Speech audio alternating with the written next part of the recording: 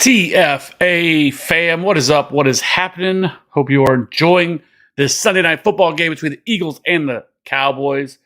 But today we're going to be talking about week 7 waiver wire ads. We're lucky enough that we didn't really have a ton of injuries this week, but we do have some pretty heavy hitters on bye this week. We have the Bills, Rams, Vikings, and Eagles all on bye this week. So everybody's going to be looking for some quarterback plays and just some players to plug in this week. Depending on how your team is looking. So let's go ahead and jump right into it and start with the quarterback position this week. So starting things off, we have Ryan Tannehill here. He's only rostered in 17% of leagues. They were on bye this week. This is a very kind of slim play here because really it really depends on if the Colts can push them here in this game because we've seen this matchup already once this year. Ryan Tannehill didn't even throw over 200 yards. He did have 2 touchdowns, but they kind of controlled that game and didn't really need to throw the ball very much. And that's kind of the key to really unlocking Ryan Tannehill. So if you think that Ryan Tannehill, is going to be pushing this game, they're going to have to throw the ball more. Then I do think Ryan Tannehill makes some sense as a streamer. Next up, we have Jimmy G. They played the Falcons this week, but this upcoming week they get the Kansas City Chiefs. They should be at home. He is rostered in 39% of leagues. He completed 29 of 41 for 296. 2 touchdowns and 2 interceptions against the Falcons today. The Chiefs do allow the 6th most fantasy points to quarterbacks, and you're always going to have to throw the ball to be able to keep up with this Chiefs offense. And so Jimmy G, I think, is a viable streaming option this week, especially with all the pass catchers they have in Debo, Brandon Ayuk, George Kittle. So I do like Jimmy G. I think he's one of my favorite streaming options this week. Next up, in the same game that we just talked about, Matt Ryan versus Tennessee. He completed 42 of 58 passes today for 389 yards and 3 touchdowns. 27 fantasy points today against the Jaguars, and the Titans allow the 5th most fantasy points to quarterback. So I do like Matt Ryan. We'll have to see if they're going to get some of the other guys back, like Jonathan Taylor and Naheem Hines. But I do think Matt Ryan looks like a pretty strong option this week as well. Next up, we have Marcus Mariota. He's rostered in 15% of leagues. He's coming off the best game of the season while only throwing 14 times.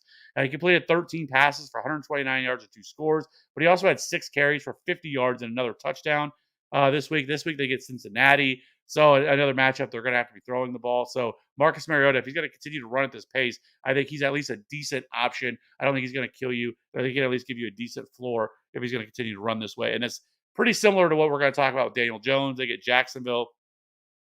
He completed 19 of 27 for 173 yards and 2 touchdowns. Daniel Jones is averaging 8.2 carries per game, 46 rushing yards per game, and 6 red zone carries on the season, which ranks top 5 among all quarterbacks this season. So if he's going to continue to run at this pace, and this offense has actually looked decent. They got Wan'Dale Robinson back. We'll talk about him in a minute. So this offense is getting some of their pieces back, some of their weapons back. So Daniel Jones has actually played pretty well so far to start the season. So I don't mind Daniel Jones if you're in a pinch against Jacksonville this week. So let's keep it moving here. Let's jump over to the running back position. And we didn't really have a ton of injuries this week, but we did have one with J.K. Dobbins, who left with a knee injury. Kenyon Drake carried the ball 10 times for 119 yards and a score. He also had 1 reception for 8 yards on 2 targets. Drake handled 57% of the snaps. You compare that to 9% for Mike Davis. The Ravens get a very good matchup this week against a very, very bad run defense. Against the Browns. They've allowed the 3rd most fantasy points to running backs. They've also allowed the 5th most rushing yards and the 2nd most rushing touchdowns. So if J.K. Dobbins is going to miss some time here, Kenyon Drake is definitely the guy you want to roster. And he's only on roster right now in 3% of leagues. So Kenyon Drake is definitely somebody that I'm looking to add this week. Next up, we have Deion Jackson. I didn't really know what to do with them because I just don't know really what to expect from them moving forward. Jonathan Taylor has to be getting close to returning. So once he does, like Deion Jackson's kind of a nothing. But he did rush 12 times today for 42 yards and a touchdown, but he hauled in 10 passes on 10 targets for 79 yards, good for 28 PPR points. So he also left with a quad injury in this game as well. But if Jonathan Taylor were to miss some time, Deion Jackson would make some sense here. But I just, if Jonathan Taylor is going to be back, Deion Jackson is not somebody that I'm going to spend a lot of waiver or fab on because he is definitely not going to have a role once Jonathan Taylor returns. Next up, more so just some handcuffs. Kyron Williams is the guy that I have on here, only rostered in 7% of leagues. Cam Akers' time is over with the Rams. That was reported today. He's either going to be traded or released. Kylan Williams should be back within probably the next couple of weeks. And when he does, he could take over this backfield. Uh, Darrell Henderson has never been a guy that Sean McVay's really been a fan of. So Kyron Williams is a running back that was actually expected to have a pretty big role before the injury happened. So Kyron Williams does make some sense. The other guys that are on this list this week are more of handcuff type options. I think Joshua Kelly is actually one that I would be looking to add everywhere I can because I think he has some standalone value here with Austin Eckler in this offense. But if Austin Eckler were to go down, I think Joshua Kelly would be the ultimate backup here. And then we've also got some rumors going around that CMC might be traded. There's a lot of teams interested here. So Deonta Foreman looks like the direct backup here for Christian McCaffrey. So Deonta Foreman would be the other guy that I would be looking to add here. And the other guys like Isaiah Pacheco is another guy that I think is a strong hold or add if something were to happen to CEH. Rashad White should be rostered in more leagues than he's in. I don't understand. He has some standalone value himself, but if anything happened to Leonard Fournette, and then Mark Ingram is the other guy that I think definitely should be rostered in more leagues because again, direct backup to Alvin Kamara. So let's go ahead and jump over to the wide receiver position here. Kind of a thin week a little bit here, but I did want to mention if Juju Smith-Schuster, Darnell Mooney, or Allen Robinson were dropped, they should all be added. They all actually had pretty good weeks this week. Juju Smith-Schuster having the best, but they're all rostered right around 60 to 63% of Yahoo leagues. So if somebody were to drop these guys would all be priorities for me. But that being said, I don't really typically cover guys that are rostered in more than 60% of leagues, but I did want to mention that. Alec Pierce had another decent game today. Hauled in 3 of 7 targets for 49 yards and a score, 13.9 fantasy points today for him. Only rostered in 24% of leagues. He's now seen 6 or more targets in 3 straight games. So Alec Pierce is definitely somebody that should be rostered in far more than 24% of leagues. Wan'Dale Robinson returned today, caught 3 passes for 37 yards and a score. With a massive amount of injuries to this wide receiver core, I do think Wan'Dale Robinson is somebody that I think makes a lot of sense, especially in PPR formats. He seems like he's going to be a guy they're going to try to get the ball in his hands in a lot of creative ways because they just don't really have a ton of weapons outside of Saquon Barkley here in this offense. So Wan'Dale Robinson is somebody that I would definitely be looking to add. Jameson Williams, I think he very well could return as soon as this week. He's only rostered in 32% of leagues. He has the feel of being a guy that could have a monster breakout in the second half of the season. He obviously hasn't played yet this year, coming off that ACL injury that he suffered in the national championship game back in January. So Jameson Williams is somebody that I definitely would be looking to add, and I would be looking to spend a pretty decent amount of fab to try to acquire him because this offense, they're going to be throwing a lot for the Lions. Their defense is terrible. So Jameson Williams is somebody that I definitely want to get my hands on. Rondale Moore has now received 18 targets over the last 2 weeks. This week, he saw 10 targets, turned that into 6 catches, 49 yards. DeAndre Hopkins is returning, but Rondale Moore is likely going to stick in the slot here, which is a very lucrative spot for him to be. I actually think DeAndre Hopkins is going to help this offense. You're not going to be able to focus on these guys. And so I think it's going to be able to get them to be a little bit more creative. But hopefully the offense just looks better because they look terrible today against a really, really bad Seahawks defense. So Rondale Moore is definitely a guy that I'd be looking to roster. Next up, these guys are guys I'd be looking to add in like 12-team leagues or higher. Chase Claypool, I was surprised, only rostered in 41% of leagues, but kind of makes sense. He hasn't been very good. But over the last 2 weeks, he has seen 16 targets. He had a big game today. Hauled in he hauled in all 7 of his targets for 96 yards and a score against the Bucks. Claypool is going to be hard to trust with so many other pass catchers here, but I do think he's at least in a bye week situation and a decent matchup. I think Chase Claypool does make somebody that you could look to add. Tyquan Thornton today came out in his second game back from being back from injury. He totaled 53 yards on 4 catches and 3 carries for 2 touchdowns. I wouldn't bet on this kind of output on a weekly basis, but for a team that has really no weapons outside of Jacoby Myers in their passing game, yes, Devontae Parker is there, but he's very hit or miss. But Tyquan Thornton looks to be a guy they're going to try to get the ball in his hands in a lot of different ways, scheme him the ball, and so Tyquan Thornton could be kind of a very poor man's Deebo Samuel here with his blazing 4.3 speed that he does carry, their second round pick this year. So Tyquan Thornton rostered only 1% of leagues.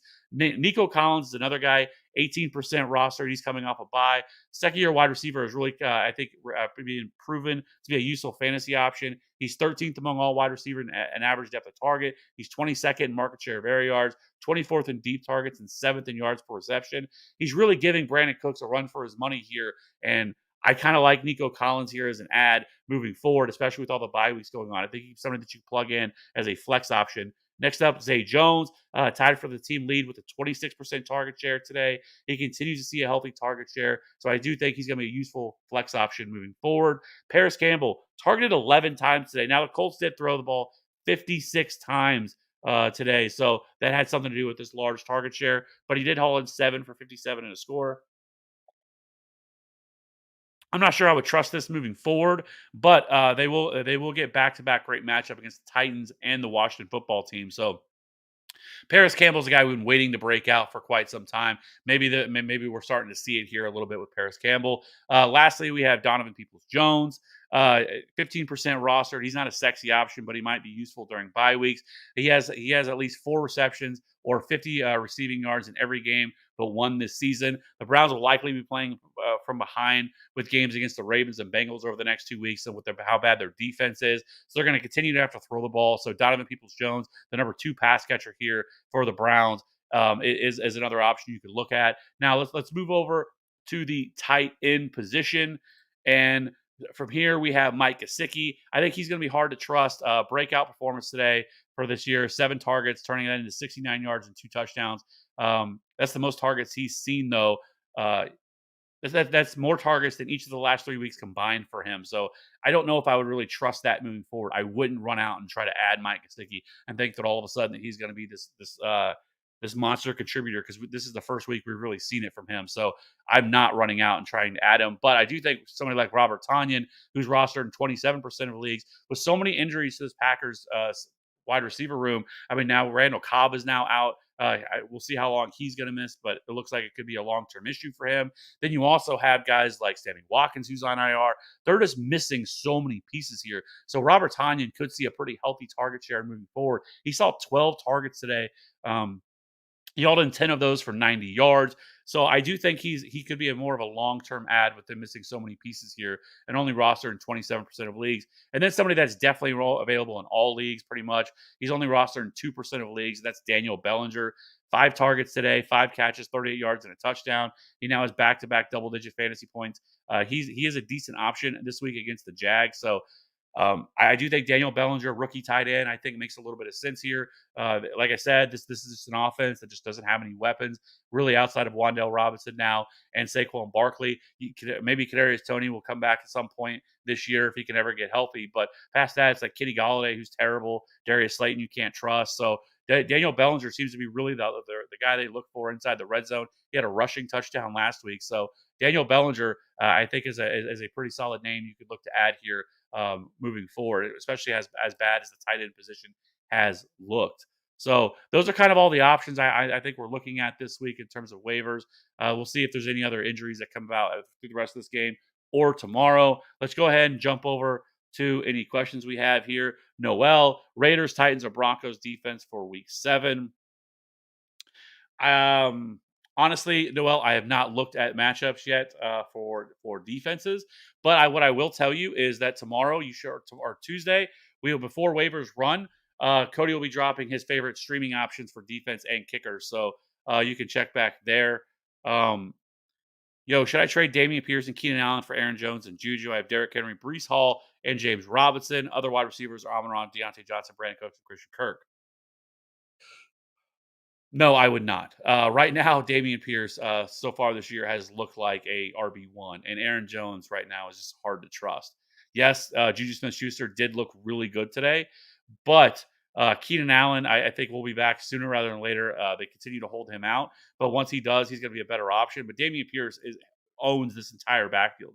I'm not trading him for Aaron Jones. I like Aaron Jones, but Aaron Jones is going to be a guy that's going to be hard to trust. This Packers offense right now just does not look very good. So hold Damian Pierce right now, and and Keenan Allen for that matter. So I am not doing that. Jay Eggs, drop Romeo Dobbs for DJ Chark, Rashad White, or Khalil Herbert. I think I'm holding Romeo Dobbs. I think there's better days ahead, and like we just talked about, there's just nobody else there for them to throw the ball to. Him and Alan Lazard, and then Robert Tonyan. So like DJ Chark is definitely going to be phased out or not going to have much of a role, because with Jamison Williams returns, Amon-Ra St. Brown is going to be healthy. I mean, the Lions in week 7 should be fully healthy. DeAndre Swift should be back as well. TJ Hawkinson, like, there's just not really a role there for him. I think a weekly basis. And then Rashad White, I definitely would love that, and as well as Khalil Herbert. If you have nobody else to add, or if you have nobody else to drop, Romeo Dobbs, you're set a wide receiver. I think you could drop Romeo Dobbs for Rashad White or Khalil Herbert. I lean towards Khalil Herbert just because he's a little bit more of a standalone value. But I think either one of them are both really solid options. Terry, trade Aaron Jones for Najee. No, we're not doing that. We definitely don't want to do that. I know Najee scored a touchdown today, but he didn't really do much else past that. So I'm not looking to acquire Najee Harris. I mean, Aaron Jones, I guess you could, but I wouldn't. I would not personally trade Aaron Jones for Najee Harris if it was me.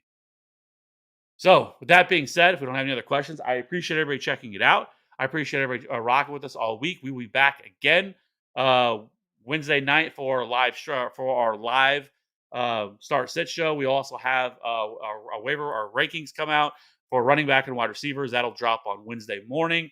So keep it locked in here. We will catch you guys later in the week. Hopefully, you guys get a W this week. If not, be sure to hit us in the Discord. We can help you out there with any questions you may have as well. So, have a good week, and we will see you guys here very soon. Bye.